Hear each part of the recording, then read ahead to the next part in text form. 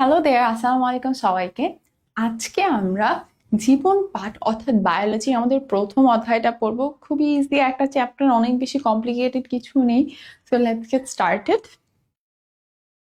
প্রথমেই আমরা বায়োলজি বলতে আসলে কি বলি? বায়োলজি শব্দটা একটা গ্রিক শব্দ। সেই গ্রিক শব্দটাকে আমরা যদি ভেঙে ফেলি তাহলে এর মধ্যে আসলে কি দাঁড়ায়? এই গ্রিক শব্দটাকে আমরা ভেঙে ফেললে এটার মধ্যে বায়ো অর্থাৎ জীবন এবং লগোস অর্থাৎ জ্ঞান, এই শব্দ দুটা থাকে। তো দেখা যাচ্ছে চিকিৎসা এবং কৃষিতে গুরুত্বপূর্ণ ভূমিকার কারণে প্রাচীন গ্রিস, মিশর মানে ইজিপ্ট, যেটা দেন মধ্যপ্রাচ্য, মিডল ইস্ট, দেন ভারত, চীন, এসব জায়গায় আদিকাল থেকে জীববিজ্ঞানের চর্চা চলছে। তো আমাদের আশেপাশে সব কথায় জীববিজ্ঞান বলতে এমন একটা বিজ্ঞানের বা বিজ্ঞানের সায়েন্সের এমন একটা শাখা বলে যাদের জীবন আছে। ধরো সেটা হোক একটা তিমি মাছ, হোক একটা পিঁপড়া, একটা ব্যাকটেরিয়া, একটা মানুষ বা একটা বিশাল বাঘ, সবার ক্ষেত্রে এরা সবাই কিন্তু জীবিত। তো যাদেরই জীবন আছে তাদেরকে নিয়ে যেখানে পর্যালোচনা করা হয় জীবনের, দেখা যাচ্ছে যে আমরা দেখতেছি আমাদের সব ক্ষেত্রে ফিজিক্সের এই সূত্র আছে, কেমিস্ট্রি এটার কারণে এটা হচ্ছে, ফিজিক্সের সূত্রের কারণে দেখা যাচ্ছে ঘর্ষণ বলে এটা হচ্ছে ওটা হচ্ছে। বাট একটা জীবিত বস্তু, একটা জীবিত মানুষ হোক বা প্রাণী হোক বা উদ্ভিদ হোক, এদের কিভাবে তার দেহটা গঠিত, কি কি ধরনের কার্যাবলী হচ্ছে, কি কি স্ট্রাকচার আছে, ফাংশন আছে, কেন এটা এভাবে হচ্ছে, তোমার ধরো তোমার হৃৎপিণ্ডে কিভাবে রক্ত আসছে, কিভাবে চলে যাচ্ছে, অন্যান্য জীবের মধ্যে সেটা কিভাবে হচ্ছে, যেই জায়গায় সেটা নিয়ে কথা বলা হয় সেটা মেইনলি আমাদের বায়োলজি। সো আমরা বলতে গেলে দেখা যাচ্ছে যে এখানে আমরা যদি একটা ইংলিশ ভার্সনেরটা দেখি, যে সিম্পল টার্মসে এন্টিটিস এমন জিনিসপত্র যাদের জীবন আছে, লাইফ আছে, they are considered as living beings, while those inanimate মানে যারা মুভ, অ্যানিমেট মানে কি বা অ্যানিমেশন মানে কি, মুভ করছে, যারা নিজেরা মুভ করতে পারছে না, যাদের জীবন নেই, তারা কিন্তু দেখা যাচ্ছে যে ফিজিক্স ও কেমিস্ট্রির আন্ডারে পড়ছে। সো দেখা যাচ্ছে আমরা যেটা মূলত দেখছি যে আমাদের একটা কমপ্লেক্স অ্যাসেম্বলি বলতে বোঝাচ্ছে যে জীব তার আশেপাশের জড় বস্তু বা নন লিভিং বিংস এর সাথে কিভাবে থাকছে, মূলত এটাই বলেছে। এবার আমরা চলে যাব জীববিজ্ঞানের শাখা সমূহ। আগে মূলত জীববিজ্ঞানকে দুইটা শাখায় ভাগ করা হতো, একটা উদ্ভিদ বিজ্ঞান, প্রাণী বিজ্ঞান। তোমরা যখন এইচএসসি তে উঠে যাবে তখন কিন্তু তোমাদের জীববিজ্ঞানের দুইটা part, biology first, biology second, কিন্তু এটাকে আমরা মূলত বলি বোটানি, জুলজি, উদ্ভিদ বিজ্ঞান, প্রাণী বিজ্ঞান। সো মূলত দুইটা শাখায় ভাগ করা হতো, উদ্ভিদ বিজ্ঞান, প্রাণী বিজ্ঞান। উদ্ভিদ বিজ্ঞান মানে যেখানে উদ্ভিদ নিয়ে বা প্ল্যান্টস নিয়ে অ্যাজ আ হোল আলোচনা করা হচ্ছে, জুলজি, বা প্রাণী বিজ্ঞান হচ্ছে যেখানে প্রাণী নিয়ে আলোচনা করা হচ্ছে। কিন্তু বর্তমানে জীববিজ্ঞানের পরিধি এতটাই বিস্তৃত যে এটাকে দুই ভাগে সীমাবদ্ধ করা সম্ভব নয়। কারণ এমন অনেক জীব আছে, যেমন ব্যাকটেরিয়া বলো, ছত্রাক বলো, ভাইরাস বলো, যেটা উদ্ভিদ বা প্রাণী কোনোটাই না, কিন্তু আলোচনার সুবিধার্থে কি করা হচ্ছে, এটাকে অনেক সময় আমরা হয়তো উদ্ভিদ বা প্রাণীর আন্ডারে ফেলছি। তো এখন দেখা যাচ্ছে আমরা এই জন্য এটাকে প্রধান দুইটা ভাগে ভাগ করি। আগে তো আমরা উদ্ভিদ এবং প্রাণীতে ভাগ করতাম, এখন আমরা আমাদের সুবিধার জন্য এটাকে দুইটা ভাগে ভাগ করি। একটা হচ্ছে ভৌত বা মৌলিক জীববিজ্ঞান, একটা ফলিত জীববিজ্ঞান। সো আমরা যদি একটু দেখি এখানে কি হবে, তাহলে একটা হচ্ছে ফিজিক্যাল বা বেসিক বায়োলজি, একটা অ্যাপ্লাইড বায়োলজি। ফিজিক্যাল বায়োলজি হচ্ছে the field which focuses on the theoretical foundation and fundamental principles of life, মানে তোমার তত্ত্বীয় বিষয়ের উপর ডিপেন্ড করে, তত্ত্বীয় ভিত্তি এবং মৌলিক বিষয় নিয়ে আলোচনা করা হয় জীববিজ্ঞানের যে শাখায় তত্ত্ব নিয়ে, মেনলি থিওরি নিয়ে আলোচনা করা হচ্ছে। আর ফলিত জীববিজ্ঞান হচ্ছে জীববিজ্ঞানের ব্যবহারিক বা প্রায়োগিক দিকগুলা, প্র্যাকটিক্যাল দিকগুলা, তাই না? ফলিত বা অ্যাপ্লাইড বায়োলজি কি, যেটা হচ্ছে mainly practical application of biological knowledge, মানে তুমি যেটা জানো সেটা রিয়েল লাইফের অ্যাপ্লিকেশনের উপর ডিপেন্ড করছে। একটা হচ্ছে থিওরি আর একটা হচ্ছে অ্যাপ্লিকেশন বা ফলিত। তারপর চলে আসা যাক, এখন আমরা ভৌত জীববিজ্ঞান আর ফলিত জীববিজ্ঞানকে বেশ অনেকগুলো ভাগে ভাগ করেছি। তো এই ক্ষেত্রে তোমার কিন্তু প্রশ্ন আসতেই পারে, ভৌত জীববিজ্ঞানের শাখাগুলো কি কি, ফলিত জীববিজ্ঞানের শাখাগুলো কি কি। এটা তুমি তোমার মতো ছন্দ করে, এখন আমি তোমাকে একটা ছন্দ দিলাম, সেই ছন্দ মনে রাখতে যদি তোমার আলাদা ছন্দ লাগে তাহলে পড়া কিভাবে হবে বলো? তো এখানে কি কি জিনিস আছে দেখো, অঙ্গ সংস্থান বা মরফোলজি, শ্রেণীবিন্যাস বিদ্যা বা ট্যাক্সোনমি। অঙ্গসংস্থানের কথাটা যদি আগে বলি, যে জীবের সার্বিক অঙ্গসংস্থানিক বা দৈহিক গঠন বর্ণনা, অর্থাৎ জীবের দেহ কিভাবে গঠিত হয় বা স্ট্রাকচারটা নিয়ে আলোচনা করা হয়। কি করা হয়? স্ট্রাকচার নিয়ে, সার্বিক অঙ্গসংস্থান বা দৈহিক গঠন নিয়ে আলোচনা করা হচ্ছে। দেহের বাহ্যিক গঠন, যেটা তুমি বাহির থেকে দেখো, মরফোলজি মানে কিভাবে গঠিত হচ্ছে বা স্ট্রাকচার, যেই গঠনগুলো তুমি বাহির থেকে দেখতে পাচ্ছ সেটা বাহ্যিক অঙ্গসংস্থান বা এক্সটার্নাল মরফোলজি। যেটা তোমার ভিতর থেকে দেখা লাগছে, হয়তো তোমার দেহের ভিতর, তুমি কি তোমার দেহের হাড্ডিগুলোকে বাহির থেকে দেখতে পাচ্ছ? তুমি দেখতে পাচ্ছ তোমার হাড় আছে, কিন্তু হাড়টাকে কি মানে একদম স্কিন ছাড়া দেখতে পাচ্ছ না। সো যেটা তোমার অভ্যন্তরীণ গঠন, ইন্টারনাল স্ট্রাকচার, সেটা ইন্টারনাল মরফোলজির আন্ডারে পড়ে। যে কোনো জিনিস শুরু করার জন্য একটা গঠন বা একটা স্ট্রাকচার বা একটা ফাউন্ডেশন লাগে, ঠিক তেমনি মরফোলজি হচ্ছে সেই অঙ্গ সংস্থান বা দৈহিক গঠন। এরপর আসছে শ্রেণীবিন্যাস বিদ্যা। এখন দেখো, গঠন তো হয়ে গেল, এখন পৃথিবীতে কত কত জীব আছে, কিন্তু এগুলা কি করতে হবে? একটা সুনির্দিষ্ট উপায়ে বিন্যস্ত করতে হবে, যাতে করে সহজেই তুমি জানতে পারো। যেমন তোমার স্কুলে কিন্তু অনেক স্টুডেন্ট আছে, এখন সব স্টুডেন্ট কি এরকম একটা স্টুডেন্ট এখানে করতেছে আর একটা স্টুডেন্ট ওখানে ক্লাস করতেছে এরকম হয় না। প্রতি বছর ফাইনাল এক্সাম শেষে যাদের মানে ধরো মেরিট পজিশন অনুযায়ী তোমার হচ্ছে রোল 1 2 3 4 এভাবে হয়, তারপর সেকশনে ডিভাইড করা হয়, এক একজন এক একটা সেকশনে বা শ্রেণী বা শাখাতে পড়তেছে। ঠিক তেমনি ট্যাক্সোনমি বা শ্রেণীবিন্যাস বিদ্যা হলো যে এই যে জীবের শ্রেণীবিন্যাস, জীবকে যে ভাগ করা হয়, যে ওরা হচ্ছে ধরো গরু, ওরা হচ্ছে গিয়ে ধরো কবুতর, এই যে ভাগগুলা, কোনো একটা পাখি, কোনো একটা চতুষ্পদী, এই যে ভাগগুলো করা হয় সেটা হচ্ছে শ্রেণীবিন্যাস বা কি বলছি আমরা, ট্যাক্সোনমি বলছি বা শ্রেণীবিন্যাস বিদ্যা বলছি। তো এর ট্যাক্সোনমি মূলত কি? ট্যাক্সোনমি হচ্ছে the branch which deals with the classification of organism, and কিভাবে ক্লাসিফিকেশন করা হবে, শ্রেণীবিন্যাস করা হবে, সেটার উপর ডিপেন্ড করে। এবার ফিজিওলজি আর হিস্টোলজিতে আসা যায়। ফিজিওলজি হচ্ছে তোমার দেহে, তুমি শ্বাস প্রশ্বাস নিচ্ছ, তোমার দেহে যত ধরনের জৈবিক বিক্রিয়া বা যত ক্রিয়াগুলো নর্মাল জিনিস, ধরো তুমি শ্বাস নিচ্ছ, খাবার হজম করছো, প্রতিটাই কিন্তু তোমার বডির নর্মাল ফিজিওলজি। অর্থাৎ ফিজিওলজি বা শারীরবিদ্যা হচ্ছে জীবদেহের নানা অঙ্গ প্রত্যঙ্গের জৈব রাসায়নিক কার্যাবলী। তোমার যত ধরনের জৈবিক বিক্রিয়া, রাসায়নিক, জৈব রাসায়নিক, বায়োকেমিক্যাল রিয়াকশন আছে, যেমন শ্বসন, রেচন, তারপর সালোক সংশ্লেষণ, এগুলো নিয়ে আলোচনা করা হয়। সো তোমার প্রত্যেকটা কি বলে প্রক্রিয়ার একদম টু দা পয়েন্ট বর্ণনা দেওয়া হয়। এছাড়া আসা যাক হিস্টোলজি। হিস্টোলজি জীবদেহের টিস্যু সমূহের গঠন, বিন্যাস এবং কার্যগুলি।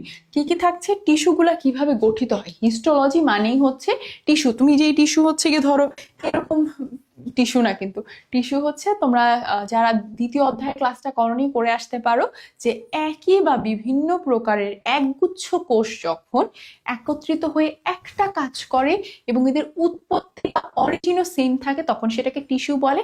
আমাদের দেহে নানান ধরনের টিস্যু আছে, এই টিস্যুগুলো নিয়ে যে শাখায় আলোচনা করা হয় সেটা হিস্টোলজি। তাহলে এখন পর্যন্ত কি পেলাম? মরফোলজি। মরফোলজি দুই টাইপের হতে পারে, এক্সটার্নাল, ইন্টারনাল। এরপর আসা যাক ক্লাসিফিকেশনের জন্য যেটা, সেটা হচ্ছে ট্যাক্সোনমি, যে কিভাবে শ্রেণীবিন্যাস করা হবে। 3 নাম্বার আমার কি ছিল? 3 নাম্বারটা আমার কিন্তু কি ছিল এখানে? ফিজিওলজি, যে আমার দেহের গঠন তো হলো, কিন্তু দেহের ভিতর যে বিক্রিয়াগুলো হবে সেটা কিভাবে হবে, ফিজিওলজির মাধ্যমে জানতে পারবো। এখন দেহের ভিতর ক্রিয়া বিক্রিয়া হচ্ছে, এটাতে তো মানুষজন, ধরো যে কোনো একটা কারখানাতে কাজ হচ্ছে, চকলেট তৈরির কারখানা, ওখানে একদল হচ্ছে গিয়ে চকলেটটাকে বানাচ্ছে, একদল হচ্ছে গিয়ে হয়তো একটা র্যাপিং পেপারে র্যাপ করতেছে। তো ঠিক তেমনি তোমার দেহের যত জৈব রাসায়নিক কার্যগুলি আছে সেটা কিভাবে হয়, সেটা হচ্ছে ফিজিওলজি। আর যারা অংশগ্রহণ করতেছে, ধরো টিস্যু অংশগ্রহণ করতেছে, কোষ অংশগ্রহণ করতেছে, টিস্যু নিয়ে যেই শাখায় আলোচনা করা হয় সেটা হচ্ছে হিস্টোলজি।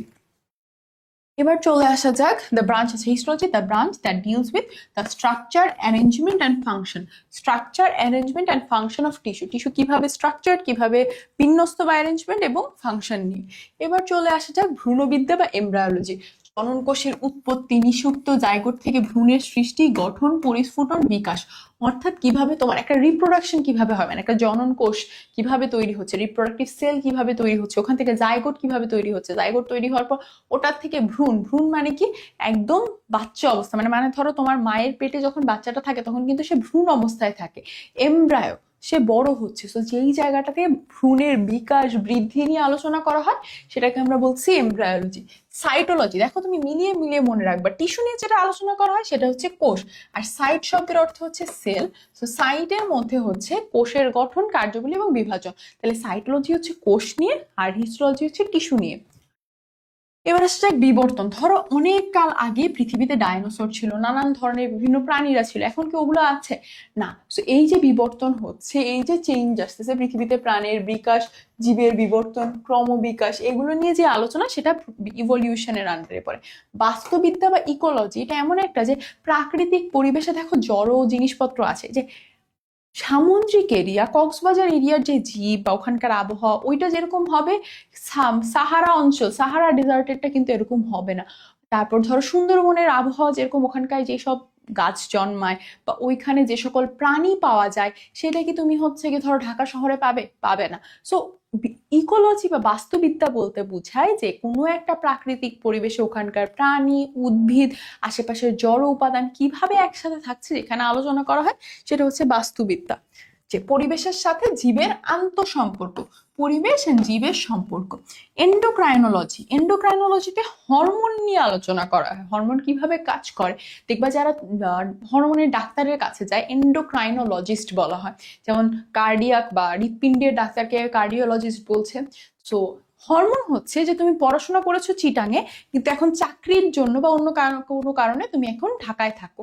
ঠিক তেমনি হরমোন হচ্ছে এমন একটা জিনিস যেটা দেহের একটা জায়গায় উৎপন্ন হয়, কাজ করে দূরবর্তী আরেক জায়গায় খুব অল্প পরিমাণ দিয়ে সে কোনো একটা বিক্রিয়াকে ত্বরান্বিত করতে পারে, কমিয়েও ফেলতে পারে। সো এই যে হরমোন নিয়ে যেখানে আলোচনা করা হচ্ছে সেটা এন্ডোক্রাইনোলজি। আর জীব ভূগোল, বায়োজিওগ্রাফি হচ্ছে যে বিভিন্ন ভৌগোলিক সীমারেখায় জীবের বিস্তৃতি। ধরো অস্ট্রেলিয়া ভূখণ্ডে তুমি কিন্তু কোয়ালা পাবে, তুমি ক্যাঙ্গারু পাবে, তুমি ক্যাঙ্গারু পাবে। তুমি কি এই ক্যাঙ্গারু বাংলাদেশে পাবে? বাংলাদেশের র্যান্ডম রাস্তায় পাবে না। তো জীব ভূগোল হচ্ছে যে নির্দিষ্ট ভৌগোলিক সীমারেখায় বা জিওলজিক্যাল এরিয়ায় কোন জীব থাকছে। বাংলাদেশের এরিয়া যে টাইপের জীব থাকছে, অস্ট্রেলিয়া এক ধরনের জীব থাকবে, অ্যান্টার্কটিকায় আরেক ধরনের জীব থাকবে। সো বিভিন্ন জিওগ্রাফিক্যাল সীমারেখার মধ্যে জীবের বিস্তৃতি এবং অভিযোজন, মানে কিভাবে সেই পরিবেশের সাথে, ধরো যে একদম খুবই ঠান্ডা পরিবেশ থাকে, ধরো অ্যান্টার্কটিকায় যেই কি বলে প্রাণীগুলো থাকে, ওখানকার পরিবেশে ওরা কিভাবে খাপ খাইয়ে নিচ্ছে, অভিযোজন করছে, সেটাই কিন্তু তোমার জীব ভূগোল বা বায়োজিওগ্রাফির পার্ট। আচ্ছা, এবার ফলিত হচ্ছে যেখানে আমরা আলোচনা মানে জীববিজ্ঞানের জ্ঞানটার প্রয়োগ দেখছি। সো মৎস্য বিজ্ঞান, ফিশারিজ, এটার নাম শুনলে আমরা বুঝতে পারছি যে মাছ, মাছের উৎপাদন, মৎস্য সম্পদ নিয়ে কথা বলা হচ্ছে। জীব পরিসংখ্যান হচ্ছে জীব পরিসংখ্যান, যে ধরো স্ট্যাটিস্টিক্স মানে কি, ট্যালি করা, কোথায় কোনটা কত সংখ্যায় আছে।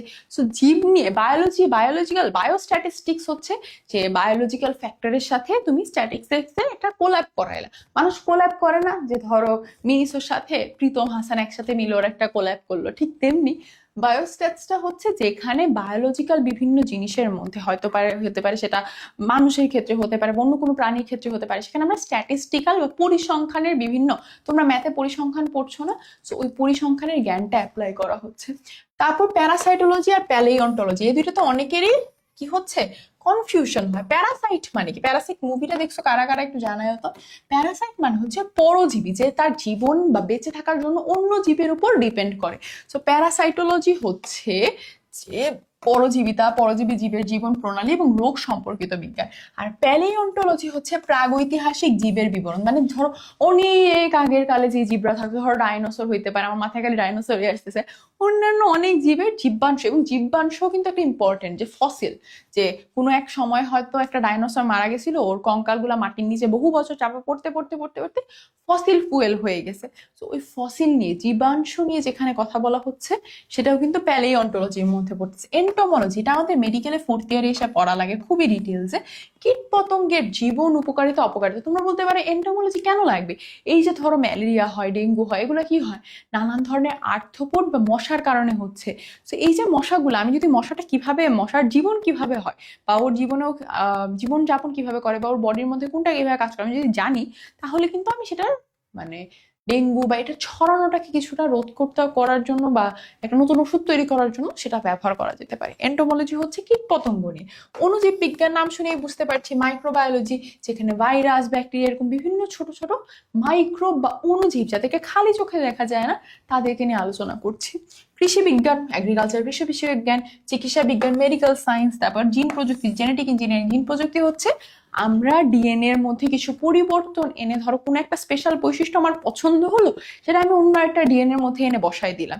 ধরো তোমার কাছে একটা সাদা রঙের পুঁতির মালা ছিল, মাঝখান দিয়ে তুমি একটা গোলাপি রঙের পুঁতি ঢুকাই দিলা। খুবই ইজিলি বসি, এরকম না, অনেক ডিফিকাল্ট একটা জিনিস। যেখানে হচ্ছে ধরো ভিটামিন এ সমৃদ্ধ ধানের জাত চাষ করা হচ্ছে বা আরো উচ্চ ফলনশীল কি বলে ভুট্টার জাত চাষ করা হচ্ছে। মানে আগে যে ধরো বীজ বীজ বপন করে না চাষ করার জন্য, ধরো ফার্ম করার জন্য, যেমন হচ্ছে কি তুমি কাল্টিভেশনের জন্য, সেটা হতে পারে পেডি, সেটা হতে পারে উইট বা যে কোনো জিনিস, ভুট্টা, ধান, চাল, গম, যেটাই হোক না কেন, সেখানে ধরো আগে যদি 40 টন হইতো, মানে একটা বপন করার পর সেটা কেটে উঠানোর পর 40 টন হতো, এখন ধরো তুমি সেটা এমন একটা জাত বা এমন একটা বংশ বা এমন একটা নতুন টাইপের সিড আবিষ্কার করতে পেরেছো যে সে এখন 80 টন বা 120 টন ফলন দিচ্ছে বা কাল্টিভেশন দিচ্ছে at the end of the season. তারপর আসছে প্রাণ রসায়ন, যে জীবের প্রাণ রাসায়নিক কার্যাবলী, এই যে তোমার শ্বসন, তারপর তুমি খাদ্য গ্রহণ করছো, খাদ্য গ্রহণের পর শক্তি তৈরি হচ্ছে, প্রতিটা ক্ষেত্রে কিন্তু নানান ধরনের জৈব রাসায়নিক বায়োকেমিক্যাল রিয়াকশন হচ্ছে। সেটা যে এই জায়গায় আলোচনা করা হয় সেটা বায়োকেমিস্ট্রি। এরপর দেখো এখানে কিন্তু মোটামুটি সবগুলো তুমি রিলেট করতে পারবে, যে ফিশারি আছে, প্যারাসাইট, প্যালিওন্টোলজি, আমি যেভাবে মনে রাখতাম যে Parasite, palaeontology, entomology and microbiology, এগুলো আমি একসাথে মনে রাখবো, কারণ এগুলো সব মানে প্যারাসাইট মানে তো হচ্ছে পরজীবী, তারপর এন্টোমোলজি হচ্ছে কীট পতঙ্গ, মাইক্রোবায়োলজি মানে দেখতে পারি না, আর প্যারাসাইটের সাথে প্যালিওন্টোলজির ওয়ার্ডটার মিল আছে। এই চারটা এভাবে মনে রাখবো, ফিশারি, মৎস্য আর কৃষি একসাথে।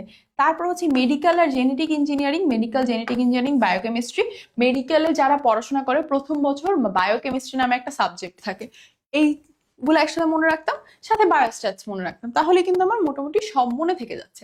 এছাড়া আরো কিছু আছে যেমন এনভায়রনমেন্টাল সায়েন্স, পরিবেশ বিষয়ক বিজ্ঞান, সমুদ্র জীব বিজ্ঞান, তারপর সামুদ্রিক বিষয়ে জ্ঞান, তারপর বন বিজ্ঞান, বন সম্পদ ব্যবস্থাপনা, বায়োটেকনোলজি, যে মানব এবং পরিবেশের কল্যাণে কিভাবে প্রযুক্তি ব্যবহার করতে পারো, তারপর হচ্ছে বন্য প্রাণী বিজ্ঞান, কিভাবে বন্য প্রাণী নিয়ে বিজ্ঞান, বায়ো ইনফরমেটিক্স, তারপর ফার্মেসি, ওষুধ শিল্প। এই জিনিসগুলো কিন্তু একটু কষ্ট করে মনে রাখতে হবে। তোমার যদি ধরো কিউ পর্যন্ত মনে না থাকে, অ্যাটলিস্ট যতগুলো তুমি গ্রুপ গ্রুপ করে বা চাঙ্ক করে মনে রাখতে পারো। আচ্ছা, তো জীবের শ্রেণীবিন্যাস যদি বলি, পৃথিবীতে বর্তমানে 4 লাখ উদ্ভিদ এবং 13 লাখ প্রাণী আছে। এখন এই প্রত্যেকটা সম্পর্কে একটা মানুষের কি মনে রাখা সম্ভব? কিন্তু এই যে নানান ধরনের গবেষণা, সেটা হতে পারে কোনো একটা উন্নত জিনিস আবিষ্কার করার জন্য, কোনো একটা সমস্যা সমাধানের জন্য, এই জীবের কোনো একটার বৈশিষ্ট্য সম্পর্কে তোমার জানা লাগলো, সেই ক্ষেত্রে তুমি কিভাবে জানবে? সেই জন্য তোমার স্কুলে যেমন ধরো আমি তোমার স্কুলে গিয়ে বললাম যে আচ্ছা তাসমিয়া কার নাম, তাসমিয়া নামে স্কুলে অনেকের থাকতে পারে, তাহলে আমি আরো স্পেসিফিক ভাবে বললাম ক্লাস 9 এর তাসমিয়া। ক্লাস 9 এর ইংলিশ ভার্সনেও তাসমিয়া থাকতে পারে, বাংলা ভার্সনেও তাসমিয়া থাকতে পারে। আমি বললাম বাংলা ভার্সনের তাসমিয়া, বাংলা ভার্সনেও তো অনেকগুলো শাখা বা সেকশন থাকতে পারে, তাহলে আমি বলে দিলাম দোয়েলের ক্লাস 9 এর তাসমিয়া। দোয়েলেও কয়েকটা তাসমিয়া থাকতে পারে, তখন আমি বলে দিব যে এত নাম্বার রোল, অর্থাৎ আমি কত ধাপে ভাগ করেছি দেখো, শোনো, যাতে সহজেই বের করে ফেলা যায়। ঠিক তেমনি জীবের শ্রেণীবিন্যাস হচ্ছে এমন একটা প্রক্রিয়া, যে প্রক্রিয়ার মাধ্যমে বিশাল জীবজগৎকে অল্প পরিশ্রমে নির্ভুলভাবে জানা যায়, এবং এইটার প্রয়োজন থেকে ট্যাক্সোনমি বা শ্রেণীবিন্যাস বিদ্যার আবিষ্কার হয়েছে, যেখানে কিভাবে জীবের ক্লাসিফিকেশন করা হয় সেটা নিয়ে গবেষণা বা সেটা নিয়ে আলোচনা করা হয় আর কি। তো সুইডিশ বিজ্ঞানী ক্যারোলাস লিনিয়াস, উনি সর্বপ্রথম শ্রেণীবিন্যাসের গুরুত্বপূর্ণ একটা হিউজ ইম্প্যাক্ট রেখেছিলেন। এই জন্য তাকে দেখা যায় জীবজগতের এই শ্রেণীবিন্যাসের জনক অনেক ক্ষেত্রে বলা হয়। তারপর হচ্ছে তিনি জীবজগৎকে উদ্ভিদ এবং প্রাণী দুইটা ভাগে বিভক্ত করে এবং আধুনিক শ্রেণীবিন্যাস এবং নামকরণের ভিত্তি স্থাপন করে। অর্থাৎ আগে থেকেই ক্লাসিফিকেশন ছিল, অ্যারিস্টটলের সময় থেকে ক্লাসিফিকেশন ছিল, কিন্তু সেটাকে আধুনিক ভাবে করছে ক্যারোলাস লিনিয়াস, এবং তিনি নামকরণের ভিত্তি করে। তোমরা অনেকে হয়তো জানো যে মানুষের বৈজ্ঞানিক নাম হোমো স্যাপিয়েন্স, মানে আমার নাম মোহনা, তোমার নাম ধরো তাসমিয়া, কিন্তু দেখো আমরা সকলেই কিন্তু হোমো স্যাপিয়েন্স। ঠিক তেমনি ধরো কপসাইকাস সাউলারিস, এটা হচ্ছে গিয়ে দোয়েলের বৈজ্ঞানিক নাম। তার প্যান্থেরা টাইগ্রিস, এটা হচ্ছে বাঘের বৈজ্ঞানিক নাম। অর্থাৎ কোনো একটা প্রজাতির একটা নির্দিষ্ট বৈজ্ঞানিক নাম থাকবে, যেটা জাতি দেশ নির্বিশেষে একই থাকবে। বৈজ্ঞানিক নাম ইউজুয়ালি ল্যাটিন শব্দ দিয়ে হবে, এবং বৈজ্ঞানিক নাম একটা জীবের, ধরো হোমোস্যাপিয়েন্স নামে কিন্তু আর কখনো কোনো জীবের বৈজ্ঞানিক নাম হতে পারবে না, কারণ বৈজ্ঞানিক নাম হতে হবে ইউনিক। বৈজ্ঞানিক নাম হতে হবে ইউনিক। বৈজ্ঞানিক নামের ক্ষেত্রে প্রথম নামটা গণনাম হবে, পরেরটা প্রজাতি নাম হবে। অর্থাৎ প্রথম নামটা তার জেনাসের নাম হবে, পরের নামটা তার স্পিসিসের নাম হবে। এখন স্পিসিস আর জেনাস কি, আমরা এই যে বিভাগটা করেছি, তোমার ক্ষেত্রে আমি যখন বললাম তাসমিয়া কোন ক্লাসের, ক্লাস 9-এর ইংলিশ ভার্সনের বা বাংলা ভার্সনের, দোয়েলের রোল এত, তাহলে ঠিক তেমনি এখানে জীবের ক্ষেত্রে আমরা কি করব, জগৎ, পর্ব, শ্রেণী, বর্গ, গোত্র, গণ, প্রজাতি। তাহলে বাংলাতে এটা, এবং ইংলিশের ক্ষেত্রে যদি বলি, ইংলিশের ক্ষেত্রে সেটা হয়ে যাবে কিংডম, ফাইলাম, ভাগ করবো যে প্রথমে অ্যানিমাল কিংডম, প্ল্যান্ট কিংডম, তারপর ফাইলাম আছে, দেন শ্রেণী মানে ক্লাস, বর্গ অর্ডার,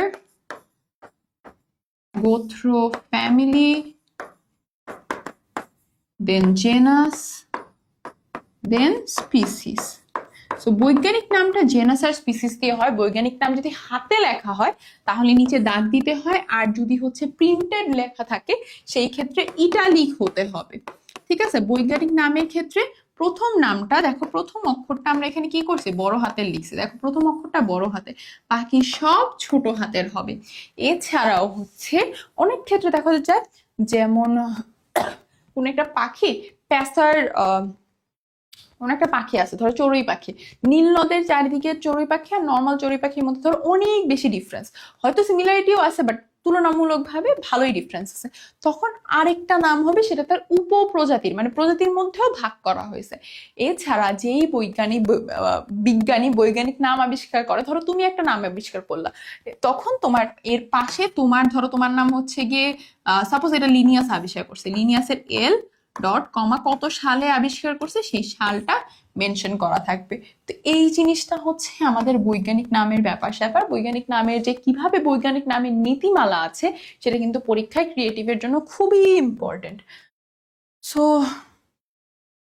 শ্রেণীবিন্যাসের প্রধান লক্ষ্যটা কি, উদ্দেশ্যটা পরীক্ষায় আসে যে প্রতিটা জীবের দল উপদল সম্পর্কে ধারণা, এবং এর মাধ্যমে কি হচ্ছে সংক্ষিপ্তভাবে সংরক্ষণ করা, যাতে এমন না হয় কোনো একটা জীব বা এর ব্যাপারে সব তথ্য হারিয়ে যায়। যেমন ধরো আজকে থেকে অনেক বছর আগে হিস্ট্রি বা ওই যে রাজার দরবারে একজন ঐতিহাসিক থাকতো, যে হচ্ছে গিয়ে ইতিহাস লিখতো, কেন, কারণ যাতে ওই তাদের কাহিনীগুলো জীবের মানে সময়ের পরিক্রমায় সংরক্ষিত হয়। ঠিক তেমনি আমি যাতে যে কোনো সময় যে কোনো জীব সম্পর্কে জানতে পারি, পাশাপাশি এই তথ্যগুলো যাতে কম সময়ে নির্ভুলভাবে সংরক্ষিত থাকে, সেজন্য এটা দরকারি।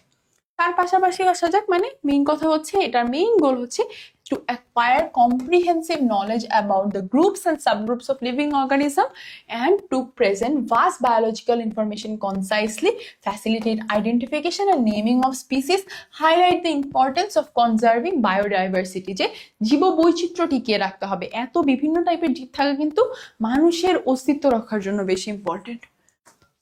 তারপর আসা যাক জীবজগৎ। ক্যারোলাস লিনিয়াসের সময় থেকে আমরা জীবজগৎকে মূলত উদ্ভিদ এবং প্রাণী এই দুইটা ভাগে ভাগ করছি।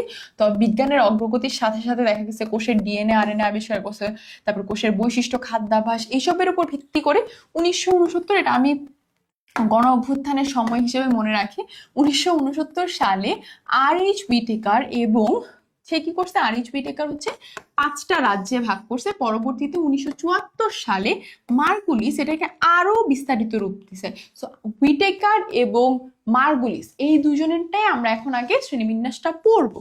এই দুজনের শ্রেণীবিন্যাস অনুযায়ী দুজনেরটা মিক্স করে আমরা দেখছি সুপার কিংডম 1 হয়, সুপার কিংডম 2 হয়। কিংডম আমরা দেখছি না, এটারও এক ধাপ উপরে, ধরো কিংডম বলতেছো, কিংডমের উপরে হচ্ছে সুপার আর নিচে হবে হচ্ছে সাব, যদি বাংলায় বলি আর উপ এই দুইটা শব্দ যুক্ত হবে। সো এটা কি সুপার কিংডম আমরা বলবো প্রোক্যারিওটা, আর সুপার কিংডম ইউক্যারিওটা। প্রোক্যারিওটা মানে হচ্ছে যাদের কোষগুলা প্রোক্যারিওটস, যাদের আদি কোষী, যাদের কোষের নিউক্লিয়াস সুগঠিত নয়। আগের ক্লাসটা কিন্তু দেখে আসবে। যেমন এর মধ্যে পড়ছে রাজ্য মনেরা। আর সুপার কিংডম 2 বা ইউক্যারিওটার মধ্যে আছে হচ্ছে প্রোটিস্টা, ফানজাই, প্ল্যান্টি, অ্যানিমেলিয়া। প্রতিটার বৈশিষ্ট্য আমাদের পড়া লাগবে, কারণ সৃজনশীলের জন্য অনেক ইম্পর্টেন্ট, এমসিকিউর জন্য তো আছে। তো এই প্রোক্যারিওটার মধ্যে আছে আদিকোষী জীব, যেটা আমরা বললাম নিউক্লিয়াস সুগঠিত নয়, এরা এক কোষী ইউজুয়ালি এবং আণুবীক্ষণিক মানে মাইক্রোস্কোপিক, দেখা যায় না খালি চোখে। এখানে একটা অ্যামিবার প্রোক্যারিওটিকের সেলের ছবি দেওয়া আছে তোমাদের জন্য। আই থিঙ্ক ব্যাকটেরিয়া ছিল। সো প্রোক্যারিওটার পরে আমরা চলে যাবো মনেরাতে। প্রায় প্রোক্যারিওটারই একটা ভাগ হচ্ছে মনেরা। এই রাজ্যের জীবরা এক কোষী হলেও অনেক সময় একটার পর একটা কোষ লম্বালম্বি ভাবে যুক্ত হয়ে ফিলামেন্ট গঠন করে। ফিলামেন্ট তাদের মুভমেন্টেও সাহায্য করে থাকে অনেক ক্ষেত্রে। এদের কোষে ক্রোমাটিন বস্তু থাকলেও, ক্রোমাটিন বস্তু থাকে, ধরো ক্রোমাটিন জালিকা থাকতে পারে বা ক্রোমাটিন একটা বস্তু থাকতে পারে, কিন্তু নিউক্লিওলাস, নিউক্লিয়ার পর্দা থাকে না। এই জন্যই কিন্তু ওরা আদিকোষী। প্লাস্টিন, মাইটোকন্ড্রিয়া এগুলো কিছু থাকে না, রাইবোসোম থাকে। অনেকে শোষণ পদ্ধতিতে মানে অ্যাবজর্ব করে, শোষণ করে নিচ্ছে কারো কাছ থেকে, শোষণ পদ্ধতিতে খাদ্য গ্রহণ করে। অনেকে সালোক সংশ্লেষণ প্রক্রিয়া নিজের খাদ্য নিজে তৈরি করে। এবং দ্বিভাজন, এটা অনেকটা অ্যামাইটোসিসের মতো। এটা নিয়ে তোমাদের কোষ বিভাজনের ক্লাসে আমি কথা বলছি, আমার নওশিন তাবাসসুম মোহনা ইউটিউব চ্যানেলে পেয়ে যাবে। অ্যামাইটোসিস প্রক্রিয়ার মতো, অনেকটা ওইটার মতো বা অনুরূপ বলতে পারো। আর উদাহরণ এটার কি ব্যাকটেরিয়া, নীলাভ সবুজ শৈবাল, যেটার এক্সাম্পল হচ্ছে নস্টক। এরপর আসা যাক মনেরা তাহলে কি। These are the organisms that fall under the Monera criteria. They are unicellular, and even though they are unicellular, which means they have only one cell in their body, the cells line up together and sometimes they may form a filament. Some of them intake food by absorption, while some produce their food by photosynthesis. Other than that, they do not have any organelles except ribosome.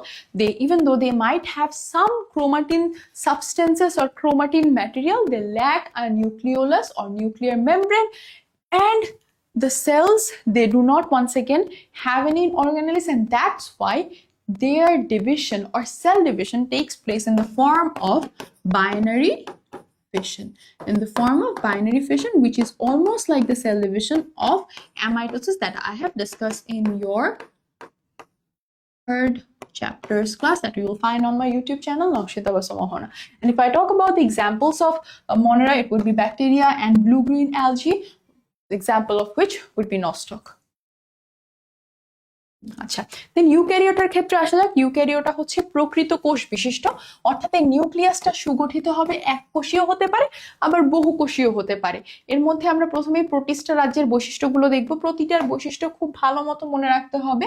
আমরা প্রোটিস্টার বৈশিষ্ট্যগুলো দেখি। এরা এককোষী বা বহুকোষী হতে পারে, একক বা কলোনিয়াল হতে পারে, অর্থাৎ এরা এককভাবে বসবাস করতে পারে, কলোনি গঠন করেও বসবাস করতে পারে। সুগঠিত নিউক্লিয়াস বিশিষ্ট, ক্রোমাটিন বস্তু নিউক্লিয়াস পর্দা দ্বারা পরিবৃত থাকে এবং ক্রোমাটিন বস্তুতে ডিএনএ, আরএনএ, প্রোটিন থাকে, যেটা আমরা কিন্তু মনে রাখতে দেখিনি। এখানে কিন্তু তোমাদের কোয়েশ্চেন আসে মনের এবং প্রোটিস্টার তুলনামূলক আলোচনা, ঘ নাম্বার কোয়েশ্চেনে। কোষে সকল ধরনের অঙ্গাণু থাকে, খাদ্য গ্রহণ, শোষণ বা ফটোসিনথেটিক পদ্ধতিতে করে। মাইটোসিস কোষ বিভাজনের মাধ্যমে অযৌন প্রজনন ঘটে। কনজুগেশনের মাধ্যমে, অর্থাৎ কনজুগেশন জিনিসটা কি, জৈবিকভাবে ভিন্ন কিন্তু গঠনগতভাবে এক, এরকম দুইটা গ্যামেটের মিলন। তাহলে কনজুগেশন কি, ওরা বায়োলজিক্যালি ডিফারেন্ট কিন্তু ওদের ক্ষেত্রে আমরা কি দিচ্ছি, গঠন, ওদের স্ট্রাকচার সিমিলার বা বায়োলজিক্যালি জৈবিকভাবে ওরা ডিফারেন্ট, এরকম দুইটার মিলনের মাধ্যমে কনজুগেশন হচ্ছে এবং এদের কোনো ভ্রূণ গঠিত হয় না বা এমব্রায়ো গঠিত হয় না। এক্সাম্পল অ্যামিবা, প্যারামেসিয়াম, এককোষী, বহুকোষী শৈবাল। So if we go through it once again, what are eukaryota, what are the animals that fall under the kingdom of eukaryota? Animals or the beings who have eukaryotic cells, meaning the nucleus are well defined, they have a nuclear membrane, nucleolus. And if we look at the criteria of those eukaryotes, first we have the protista kingdom. They are unicellular or they can be multicellular as well. They can be living individually or colonially. The main point of focus is that they have a well-defined nucleus, which means they have a proper nuclear membrane, nucleolus, and alongside that, their chromatin substances or their chromatin material contain DNA, RNA, protein, which we saw Monera does not have. All types of organelles are present in here, and for nutrition, they take their nutrition by the process of either absorption or photosynthesis. As for sexual or asexual reproduction meaning that there is not a union of gametes. In asexual reproduction takes place by the meaning of mitosis, cell division. As for sexual reproduction, it takes place by conjugation, where two biologically different but structurally similar gametes come together, form a union, and form the new living being, and that leads to their sexual reproduction. There is no embryo form. If I have to give you an example of protista, it would be amoeba, paramecium, and unicellular or multicellular algid. So এই ক্ষেত্রে আমাদের কিন্তু প্রতিটা বৈশিষ্ট্যই মাথায় রাখতে হচ্ছে, এককোষী বহুকোষী, তারপরে এদের নিউক্লিয়াসটা কিরকম থাকছে, এদের সব ধরনের অঙ্গাণু থাকছে, খাদ্য কিভাবে গ্রহণ করছে, শোষণ, তারপর হচ্ছে গিয়ে সালোক সংশ্লেষণের মাধ্যমে, তারপর রিপ্রোডাকশন বা প্রজনন কিভাবে হচ্ছে, একটা অযৌন প্রজনন, একটা যৌন প্রজনন, তারপর এদের উদাহরণ কি এবং এখানে ভ্রূণ গঠিত হচ্ছে কিনা। এখানে এক্সাম্পল দেওয়া আছে, অ্যামিবার ছবি তোমাদের জন্য দেওয়া আছে যাতে তোমরা একটু ভিজুয়ালাইজ করতে হেল্প হয়। তোমরা অ্যামিবার ছবিটা আঁকতে পারো চাইলে। তারপর ফানজাইয়ের ক্ষেত্রে যদি আসি, এই রাজ্যের অন্তর্গত জীবগুলো মূলত বিয়োজক হিসেবে কাজ করে এবং বাস্তুতন্ত্রে পুষ্টিচক্র বজায় রাখতে হেল্প করে। পুষ্টিচক্র মানে ধরো একটা জীব মরে গেছে, মরে যাওয়ার পর সেই জীবটার ভিতরে তো নানা ধরনের জৈবিক পদার্থ থাকে, তো এটাকে গলিয়ে পচিয়ে তার মধ্যে যেই পুষ্টিগুলো নিহিত থাকে, ধরো কার্বন, নাইট্রোজেন বা যেটাই বলো না কেন, সেটা মাটিতে মিশিয়ে দেয়। তাহলে একটা জীব যে বেঁচে ছিল সে মরে যাওয়ার পর তার পুষ্টিগুলো আবার মাটিতে চলে আসে, মাটির থেকে উদ্ভিদ নিয়ে নেয়, তারপর উদ্ভিদ সেটা দিয়ে আবার খাদ্য তৈরি করে সালোক সংশ্লেষণের মাধ্যমে, কারণ উদ্ভিদেরও তো তার গ্রোথের জন্য, তার বৃদ্ধির জন্য পুষ্টি উপাদান লাগবে।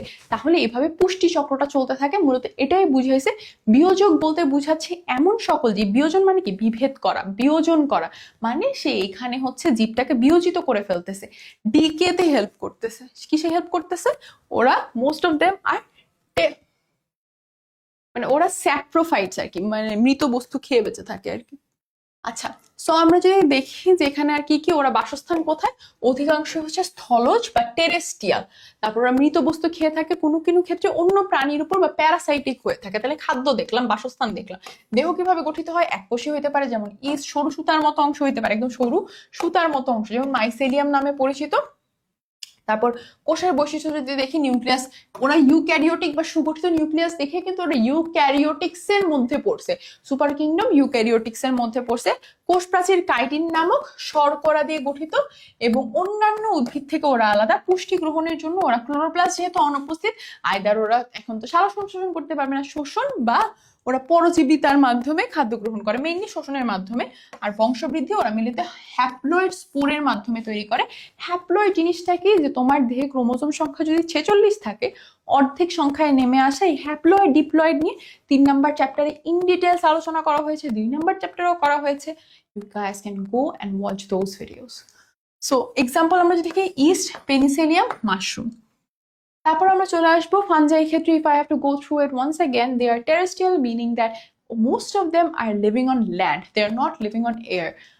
They consume their food by means of, যেহেতু ল্যান্ডের কথা বললাম, by living on dead things. The living beings that live by consuming dead plants, animals, they are known as saprophytes. They are known as saprophytes.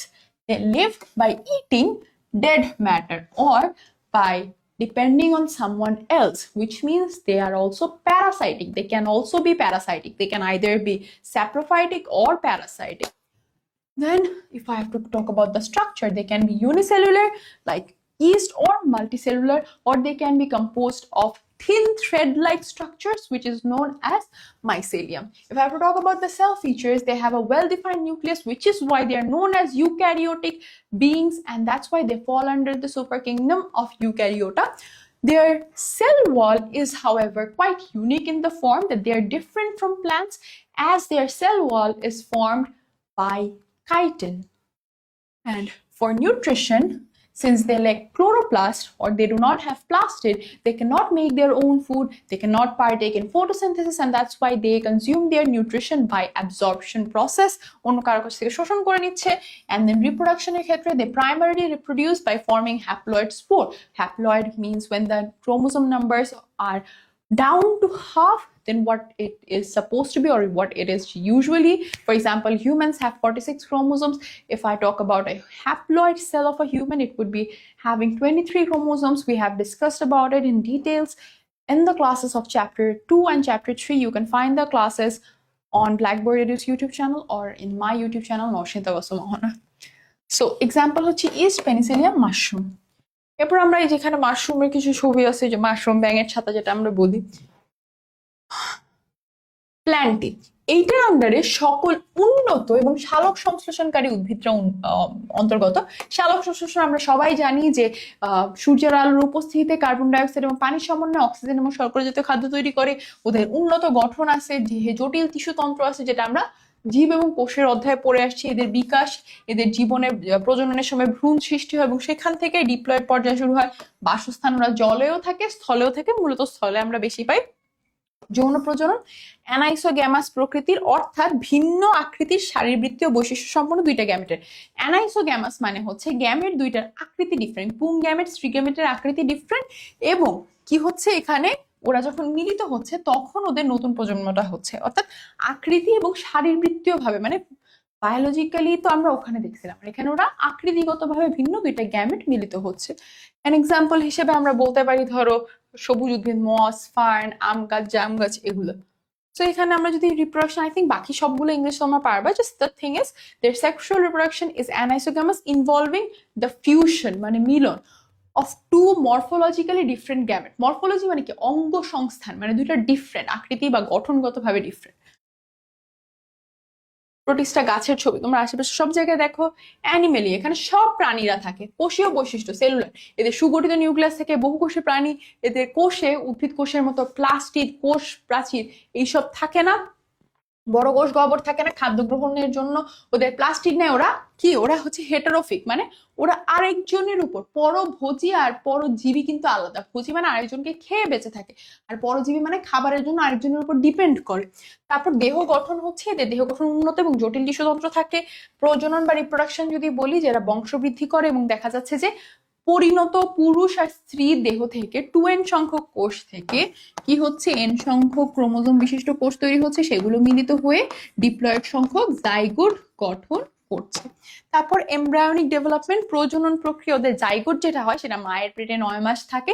তারপর হচ্ছে, মানে মানুষের ক্ষেত্রে আমি যদি বলি, বা ওদের ভ্রূণের বিভিন্ন জার্ম লেয়ার বা ভ্রূণীয় স্তর থাকে, এবং মানে যখন ভ্রূণ অবস্থায় থাকে তখন তার দেহে নানান স্তর থাকে, এবং ওই স্তর থেকে ওর দেহের বিভিন্ন অংশ উৎপন্ন হয়, অর্থাৎ এমব্রায়োনিক জার্ম লেয়ার্স থেকে। এক্সাম্পল হিসেবে পাখি, মানুষ, বাঘ, যেটাই বলো না কেন।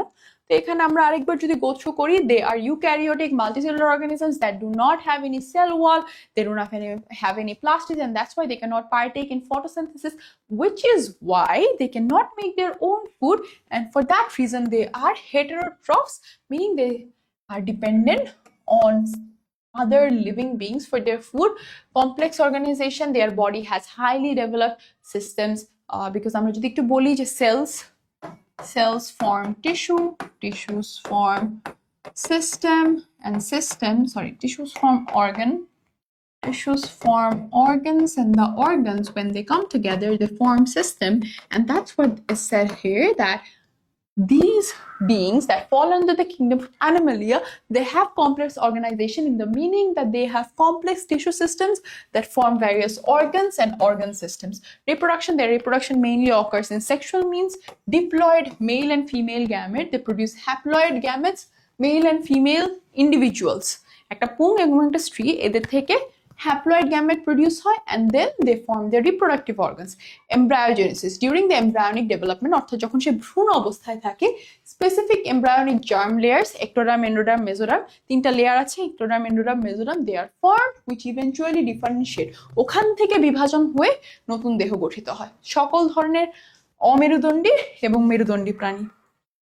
এই যে এখানে মানুষ, ইমন ভাইয়ের ছবি আছে, then বাঘ, নিমো ফিশ, দেন অক্টোপাস, সব অ্যানিমেলিয়ার মধ্যে পড়ে। এবার রাজ্য বিন্যাস নিয়ে আমরা যদি কথা বলি, কিছু কিছু বিজ্ঞানী এইটাকে 6 ভাগে ভাগ করছে, যেমন টমাস কেভলিয়ার স্মিথ এখানে কিছু পরিবর্তন করছে, প্রোটিস্টাকে ভেঙে প্রোটোজোয়া এবং ক্রোমিস্টা নামে 2টা পার্ট করছে। আবার অনেকে মনে রাখে ভেঙে ব্যাকটেরিয়া রাজ্য আলাদা করে দিচ্ছে। সো মেইনলি কথা হচ্ছে যে এখানে আরো কিছু বিভাজন আসছে, শ্রেণীবিন্যাস ক্রমাগত বিভাজিত হচ্ছে। আমাদের কারিকুলামের পড়াশোনায় যেমন চেঞ্জ আসছে, বিজ্ঞানে যেমন চেঞ্জ আসে, ক্লাসিফিকেশনও সময়ের সাথে সাথে চেঞ্জ আসবে। ওকে, শ্রেণীবিন্যাসের ধাপগুলো আই থিঙ্ক হায়ারার্কি আমি তোমাদেরকে তখনই বলছি, রাজ্য, পর্ব, শ্রেণী, বর্গ, গোত্র, গণ, প্রজাতি, এই প্রতিটা বলা হয়েছে। যে এখানে অ্যানিমেলিয়া, মানুষের ক্ষেত্রে যদি বলি অ্যানিমেলিয়া কারণ এরা শুকঞ্জীয়িত কোষ বিশিষ্ট। ফাইলাম কর্ডাটা কারণ এদের জীবনের কোনো এক পর্যায়ে নটোকর্ড থাকে। নটোকর্ড হচ্ছে একটা দমনীয় দণ্ড, যারাই মেরুদণ্ড আছে বা কর্ডাটার আন্ডারে যারা থাকে তাদের জীবনের কোনো না কোনো দশায় পৃষ্ঠদেশ বা পিঠ বরাবর একটা নটোকর্ড নামে একটা অংশ থাকে। যারা উন্নত মেরুদণ্ডী, পরবর্তীতে ওই নটোকর্ডটাই কর্ডাটা হয়ে যায়। নটোকর্ড হচ্ছে একটা রজ্জু বা ফাইবারের মতো। কথাগুলো শুনো একটু পরেই, আবার কমেন্টে দেখবো আপু নটোকর্ড কি বুঝি না। নটোকর্ড হচ্ছে পৃষ্ঠ বরাবর রজ্জু বিশিষ্ট একটা অংশ থাকে, যেটা পরবর্তীতে উন্নত মেরুদণ্ডী যারা তাদের মধ্যে সেটা কি হয়ে যায়, সেটা মেরুদণ্ড বা স্পাইন হয়ে যায়। তারপর ক্লাস হচ্ছে ম্যামালিয়া, কারণ এরা সন্তানকে বুকের দুধ খাওয়ায় এবং দেহে লোম থাকে। তারপর বর্গ হচ্ছে প্রাইমেট, কারণ এদের হাতে কোনো কিছু আঁকড়ে ধরা উপযোগী বা দৃষ্টিশক্তি অনেক উন্নত, অর্থাৎ তুমি কোনো কিছু আঁকড়ে ধরতে পারতেছো, এভাবে আঁকড়ে ধরতে পারতেছো এবং দৃষ্টিশক্তি উন্নত দেখে তুমি প্রাইমেটের আন্ডারে পড়ছো।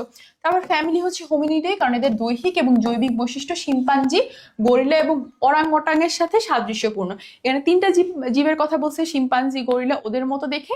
এটা কিসের আন্ডারে পড়তেছে, এটা এখন হোমিনিডিয়ার আন্ডারে পড়ছে। জেনাস হচ্ছে হোমো, কারণ এদের দেহের অনুপাতে মস্তিষ্ক অন্যান্য প্রাণীদের তুলনায় অনেক বড়।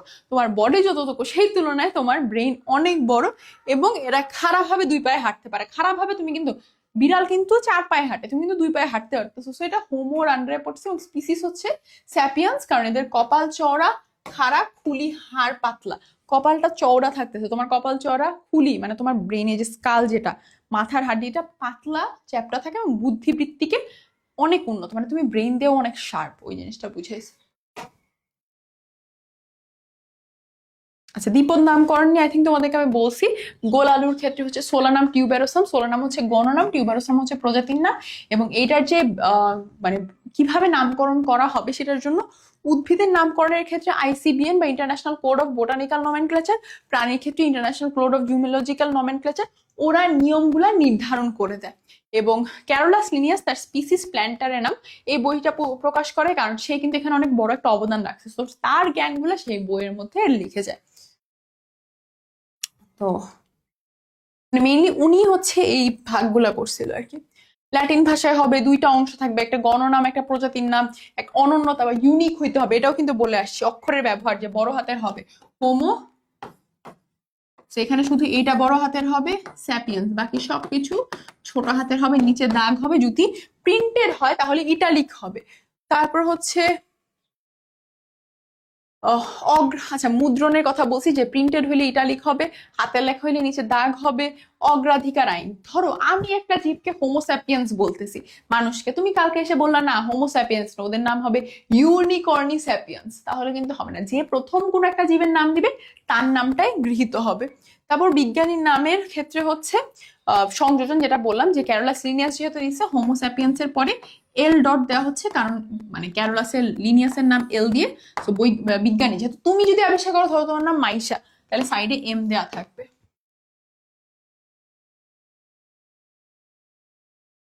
এখানে কিছু আছে, এগুলো আমার সব মুখস্থ ছিল, তোমাদেরকে বলি। ধান হচ্ছে অরাইজা স্যাটিভা, পাট হচ্ছে কর্কোরাস ক্যাপসুলারিস, আমি এই 2টা মিলাই পড়তাম, পাট আর কপসাইকাস সাউলারিস, কই এই তো দোয়েল, এই 2টা মিলাই পড়তাম। একটা হচ্ছে কোরাস ক্যাপসুলারিস, একটা হচ্ছে কপসাইকাস সাউলারিস। আমার কপ মানে হচ্ছে গিয়ে পুলিশ, ওইটা দিয়ে মনে রাখতাম। কপসাইকাস সাউলারিস, সাউলারিস দিয়ে আমি মনে রাখতাম ঝোল, এই টাইপের। কিভাবে জানি, এক একজন এক একটা নেমোনিক দিয়ে ইউজ করে। তারপর ম্যাঙ্গিফেরা ইন্ডিকা আম, আর্টোকার্পাস হেটেরোফাইলাস হচ্ছে গিয়ে জ্যাকফ্রুট, তারপর শাপলা হচ্ছে গিয়ে তোমার নিমফেই নচালি, হিবিস্কাস হচ্ছে হিবিস্কাস রোজাসিনেন্সিস, কলেরা জীবাণু হচ্ছে ভিব্রিও কলেরি, ম্যালেরিয়া জীবাণু হচ্ছে গিয়ে প্লাজমোডিয়াম ভাইভেক্স। আরো কিছু আছে, তোমাদের যেহেতু প্লাজমোডিয়াম ভাইভেক্স লাগবে। আরশোলা হচ্ছে পেরিপ্ল্যানেটা আমেরিকানা, মৌমাছি হচ্ছে অ্যাপিস ইন্ডিকা, এই যে দেখো আরেকটা ইন্ডিকা পেয়ে গেছো। হানিবি হচ্ছে অ্যাপিস ইন্ডিকা, ইলিশ হচ্ছে টেনুয়ালোসা ইলিশা, কুনো ব্যাং, ব্যাঙের অনেকগুলো আছে, তোমাদের জাস্ট জানা লাগবে ডাটাফ্রাইনাস মেলানোস্টিকটাস, রয়্যাল বেঙ্গল টাইগার হচ্ছে প্যান্থারা টাইগ্রিস।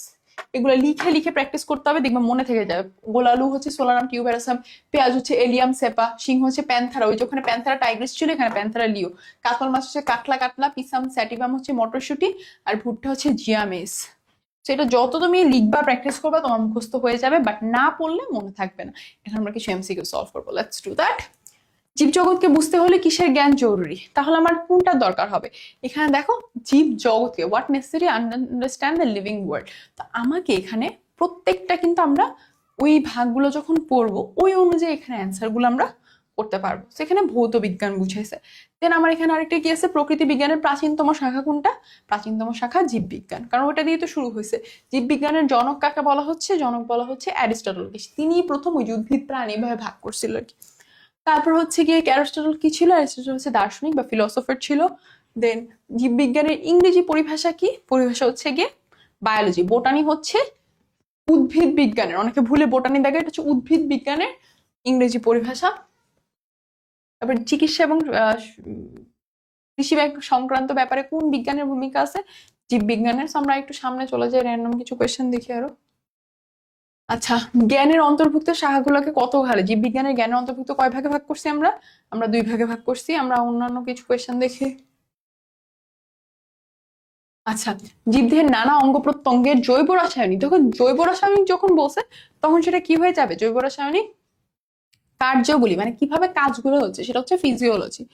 তারপর হচ্ছে গিয়ে এন্ডোক্রাইনোলজিতে কি নিয়ে আলোচনা করা হয়? হরমোন নিয়ে আলোচনা করা হয়। তারপর আমরা আরেকটা দেখি, জীববিজ্ঞানের কোন শাখায় জীবের বিবর্তন? বিবর্তন মানে সেটা হচ্ছে ইভলিউশন। তারপর পরিবেশের সাথে জীবের সম্পর্ক, পরিবেশ মানে হচ্ছে সেটা বাস্তুবিদ্যা বা ইকোলজি। তারপর কোনটা জীববিজ্ঞানের ফলিত শাখা? এই কোয়েশ্চেন গুলো খুবই কমনলি আসে। ফলিত শাখা কোনটা, ভৌত শাখা কোনটা? দেখো ফলিত শাখা মানে কি, সেখানে অ্যাপ্লিকেশন হচ্ছে শারীরতত্ত্ব, এটা তো তত্ত্বিক, প্যারাসাইটোলজি, এমব্রায়োলজি, ইকোলজি, কোনটা হবে? তুমি কাট করবা যে বাস্তুবিদ্যা, ভ্রূণবিদ্যা, প্যারাসাইটোলজি। তুমি চিন্তা করে দেখো বাকি সবগুলাই কিন্তু তাত্ত্বিক, একমাত্র কোনটা ফলিত? পরজীবী বিদ্যা। তারপর হচ্ছে আমরা আরো কিছু কোয়েশ্চেন দেখি, বৈজ্ঞানিক নামে কিছু কোয়েশ্চেন। আচ্ছা, প্যারামেসিয়ামে কোন টাইপের বিভাজন হয়? দেখো কোন টাইপের, দেখো প্যারামেসিয়াম কিন্তু উদাহরণে ছিল, ওখান থেকে তোমার বের করতে হবে কোন টাইপের হচ্ছে। মাইটোসিসের মাধ্যমে যৌন প্রজনন হচ্ছে। আমরা কিছু বোর্ড কোয়েশ্চেন দেখি। এখানে কোয়েশ্চেন আসেই আসলে কয়েক টাইপের, সেগুলো হচ্ছে যে দুইটার মধ্যে তুলনামূলক আলোচনা করো। বোর্ডের কোয়েশ্চেন কই?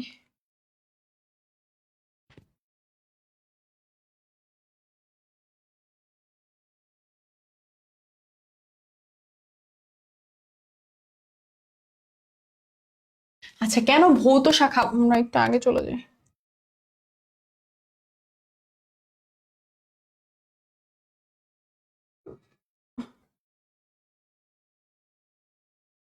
জ্ঞানমূলক কোয়েশ্চেন, জীববিজ্ঞানের জনককে অ্যারিস্টটল।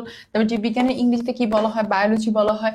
বায়োলজি শব্দটা কিভাবে গঠিত হয়েছে? বায়োস এবং লোগোস, জীব এবং জ্ঞান, জীবন এবং জ্ঞান। ভ্রূণতত্ত্ববিদ্যা কাকে বলে? কাকে বলে যেখানে জননকোষের উৎপত্তি নিষিক্ত জাইগোট। এটা কিন্তু যে কোনোটার ক্ষেত্রে আসতে পারে। যে প্যালিওন্টোলজি কাকে বলে? তারপর পরজীবী বিদ্যা কাকে বলে? এই টাইপের কোয়েশ্চেন আসতে পারে। তারপর বিবর্তন বিদ্যা কাকে বলে? বাস্তুবিদ্যা কাকে বলে? এই টাইপের কোয়েশ্চেন তোমাদের আসতেই পারে।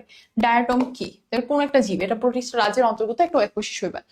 এই কোয়েশ্চেনটা খুবই কমনলি আসে। শ্রেণীবিন্যাস কাকে বলে? হেটারোট্রফিক কাকে বলে? প্রজাতি কাকে বলে? প্রজাতি হচ্ছে শ্রেণীবিন্যাসের সর্বনিম্ন এবং মৌলিক একক। প্রতিটা সাইড তোমাদেরকে দিয়ে দেওয়া হবে। ক নাম্বারের প্রশ্নগুলো মেইনলি তোমার বইয়ের কোয়েশ্চেনই আসছে। বইয়ের কোয়েশ্চেনগুলোই, বইয়ের লাইনগুলোই আমরা জাস্ট অনুধাবন যদি বলি, কেন 2 ভাগে ভাগ করা হয়েছে? কিছু ক্ষেত্রে আমরা হচ্ছে যেগুলো তোমার মৌলিক জ্ঞান সেগুলো ভৌত বিজ্ঞান, এবং যেখানে প্রয়োগ আছে সেটা হচ্ছে গিয়ে তোমার কোনটা? সেটা তোমার ফলিত বা অ্যাপ্লাইড। এই জিনিসটা তুমি বুঝে লিখবা। চাইলে তুমি কিছু এক্সাম্পল দিতে পারো যেগুলো ভৌতর আন্ডারে পড়ে, এগুলো ফলিতর আন্ডারে পড়ে। তারপর হচ্ছে ফিজিওলজিক্যাল ব্রাঞ্চের কথা যদি বলি, আমি একটু অডিওটা দেখে নিই।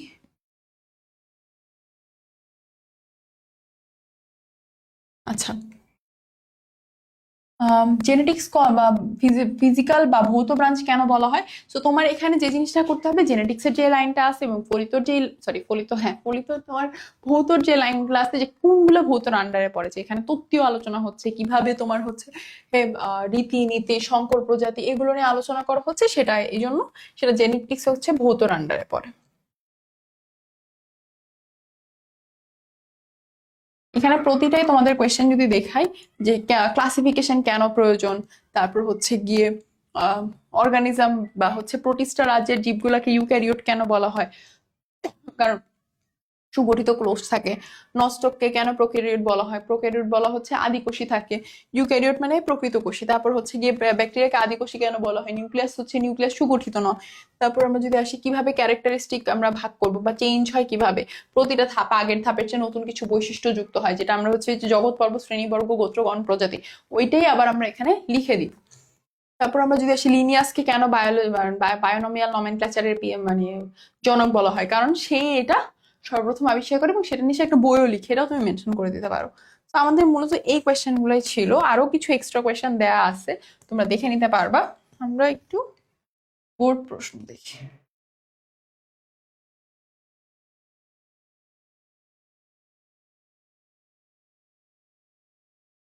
বোর্ড প্রশ্ন যদি প্রথমেই দেখি, প্রথমে বলছে মার্কুলিস শ্রেণীবিন্যাস অনুযায়ী এই চিত্রের রাজ্যের অন্তর্ভুক্ত কিনা। এই চিত্র দেখো, তোমার কিন্তু তাহলে প্রত্যেকটা, আমি তোমাদেরকে এখানে টাইপ গুলো বলে দিচ্ছি যে কোনটা উন্নত কোনটা অনুন্নত।